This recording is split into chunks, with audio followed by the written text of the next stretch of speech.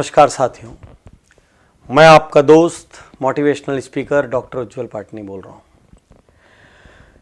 कुछ दिन पहले छत्तीसगढ़ के एक शहर रायगढ़, जो जिंदल समूह के नाम से जाना जाता है, रायगढ़ में मेरा एक प्रोग्राम था जो कि वहाँ के स्थानीय इनरव्हील क्लब ने आयोजित किया था।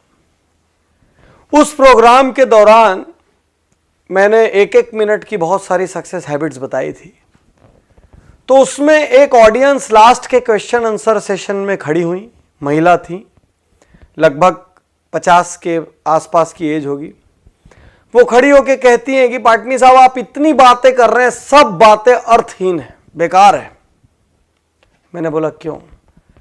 बोले मैं जानती हूं मैंने अपने जीवन में कितनी तकलीफें झेली है, इतनी तकलीफ झेल के मैंने अपने बच्चों को बड़ा किया, क्या नहीं किया अपने बच्चों के लिए, जो कुछ था एक एक पल बच्चों के लिए जिया। आज मेरे साथ कोई नहीं है, वो सब छोड़ के चले गए। ऐसे लोगों के लिए आप कुछ क्यों नहीं करते?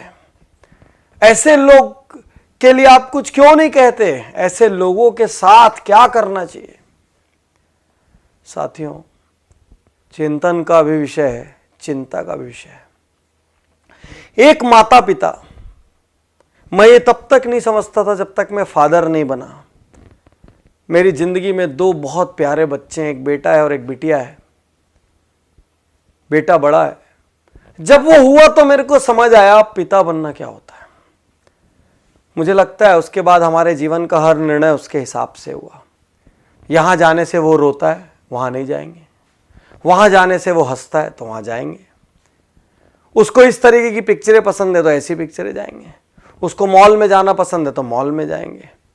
उसके लिए घोड़ा बनेंगे, वो पीठ पे घोड़ा बन के चढ़ेगा, हमारे कपड़ों पे सूसू करेगा, वो बोलेगा मैं ये खाऊंगा तो उसको खिलाएंगे। अपनी कोई ज़रूरत पूरी हो ना हो, अपनी इच्छाएं अधूरी रह जाए, लेकिन उसकी जो इच्छा हुई वो पूरी करेंगे।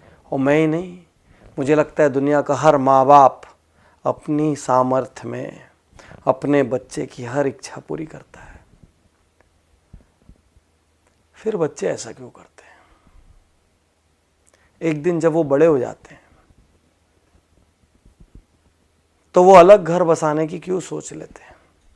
चलिए अलग घर बसा भी लिया, वो डिस्कनेक्ट होने की क्यों सोच लेते हैं?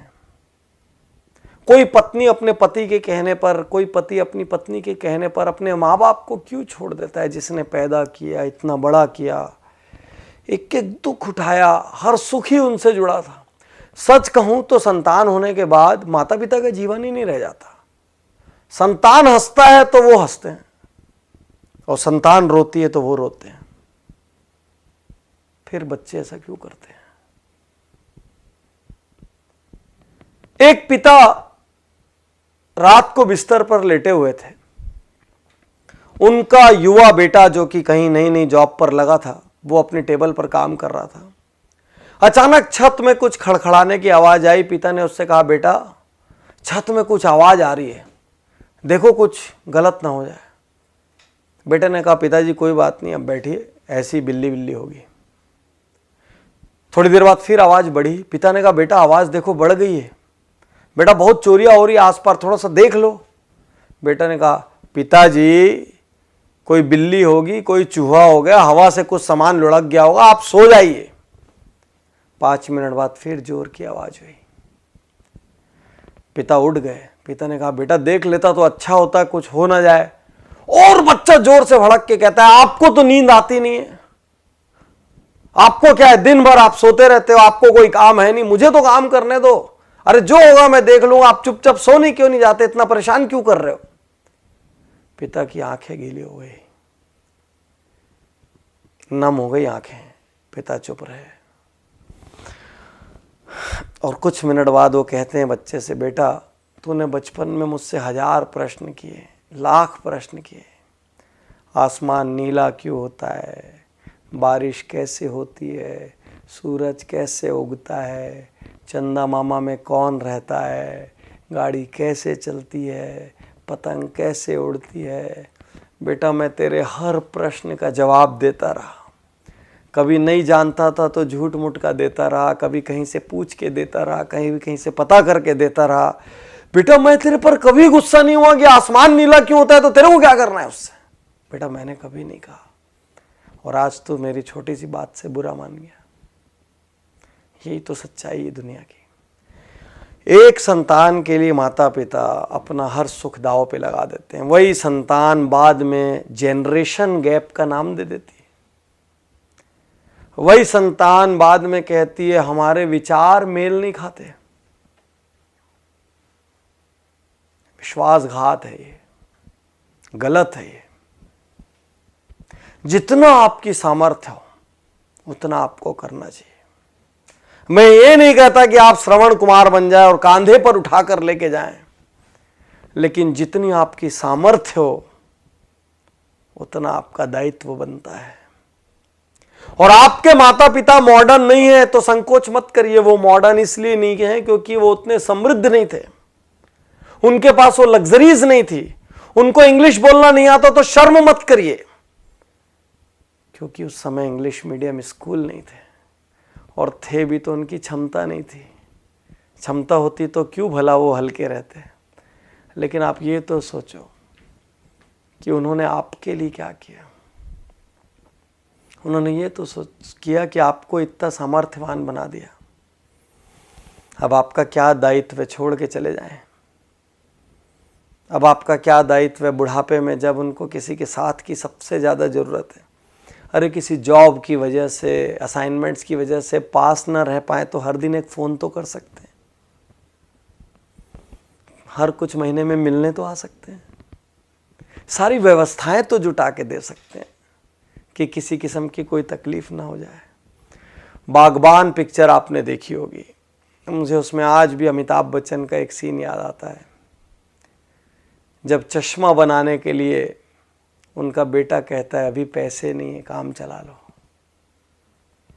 और छोटा सा बच्चा पैसे ला के देता है कि पापा पहले, दादाजी पहले चश्मे बनवा लो। आपके पास अपनी लग्जरी के लिए पैसा है, अपनी गाड़ी बदलने के लिए पैसा है, अपना बंगला बदलने के लिए पैसा है, नया इंटीरियर कराने के लिए पैसा है, मॉल जाने के लिए पैसा है, लेकिन माँ बाप की सेवा करने के लिए ना तो आपके पास पैसा है ना तो आपके पास वक्त है। सिर्फ एक प्रश्न है, यदि आपकी संतान ने ऐसा किया तो आप क्या करेंगे? यदि आपकी संतान ने ऐसा किया तो आप क्या करेंगे?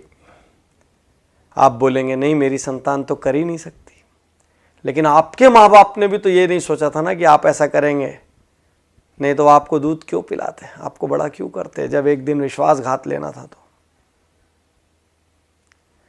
आज आप जो कर रहे हैं ना वो कल आपके साथ भी हो सकता है। सोचिए, गणेश जी ने माता पिता के 3 चक्कर लगा लिए थे और उसी से उनका दुनिया का सारा चक्कर हो गया था। माता पिता हैं ये भी भाग्य की बात है, मैं ज़्यादा जानता हूँ। मेरे पिता का निधन जब मैं बहुत छोटा था तब हो गया था, और जब मैं सामर्थ्यवान हुआ तो मेरी माता का निधन हो गया। मैं सहानुभूति के लिए नहीं कह रहा हूँ, मैं दुर्भाग्यशाली मानता हूँ कि आज मैं जहाँ भी हूँ, जिस मुकाम पर भी हूँ, जितना सक्षम भी हूँ, मेरे घर में कोई बड़ा नहीं है वो बांटने के लिए, और वो कमी खलती है हर पल। आज आपके पास है तो ग्रांटेड मत लीजिए। आप किसी देश में जॉब कर रहे हो, किसी शहर में जॉब कर रहे हो, एक कॉल अपने माँ बाप को कर सकते हैं। 2 मिनट के लिए व्हाट्सएप कम कर दीजिए, उस दिन 5 मिनट के लिए फेसबुक मत देखिए, कर सकते हैं। अपनी सैलरी का कुछ हिस्सा बिना किसी स्वार्थ के आप अपने माँ बाप के लिए रिजर्व कर सकते हैं, बिल्कुल कर सकते हैं, हक है उनका, और उनकी सारी ज़रूरतें पूरी हो जाएं।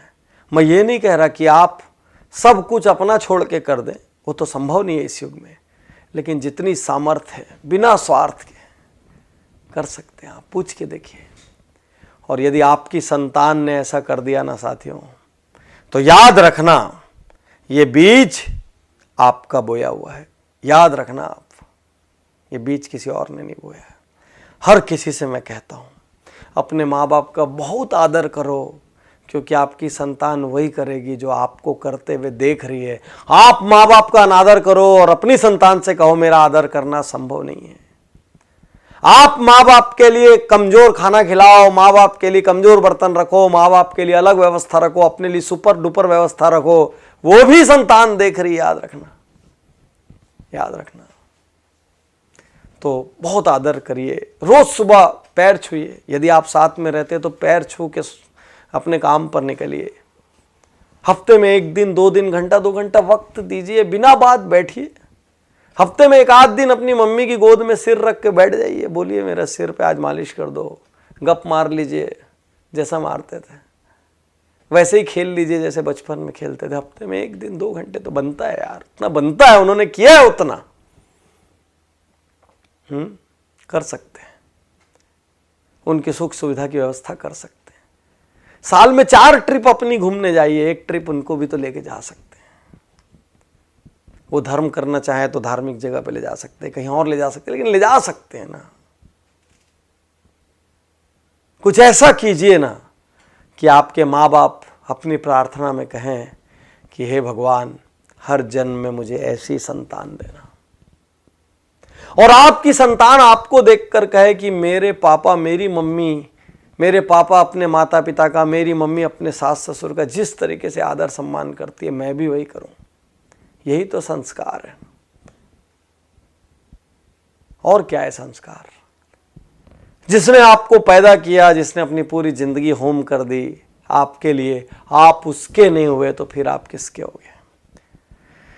तो साथियों, अब तक जो हुआ सो हुआ, कहीं कमी छूटी गोली मारो, भूल जाओ, आज से शुरू कर सकते हैं। यदि अपना जीवन बनाना है तो अपने माता पिता से प्रेम करिए, यदि खुद आदर पाना है तो माता पिता का आदर करिए। मुझे विश्वास है आज इस वीडियो को देखकर लाखों करोड़ों लोग एक बार फिर अपने माता पिता के लिए वक्त निकालेंगे, और इससे बड़ा उपहार मेरे लिए कुछ नहीं होगा। ये वीडियो मेरी ज़िंदगी की सबसे कीमती वीडियोस में से एक है, और इसको इतना प्रचार प्रसार करना कि किसी भी जनरेशन गैप के नाम पर, विचारों के विरोध के नाम पर, स्वतंत्रता के नाम पर, इंडिविजुअलिटी के नाम पर जिन लोगों ने माँ बाप का तिरस्कार किया है, वो एक क्षण सोचने पे मजबूर हो जाए। इतना तो करना कम से कम। शुक्रिया, धन्यवाद, थैंक यू।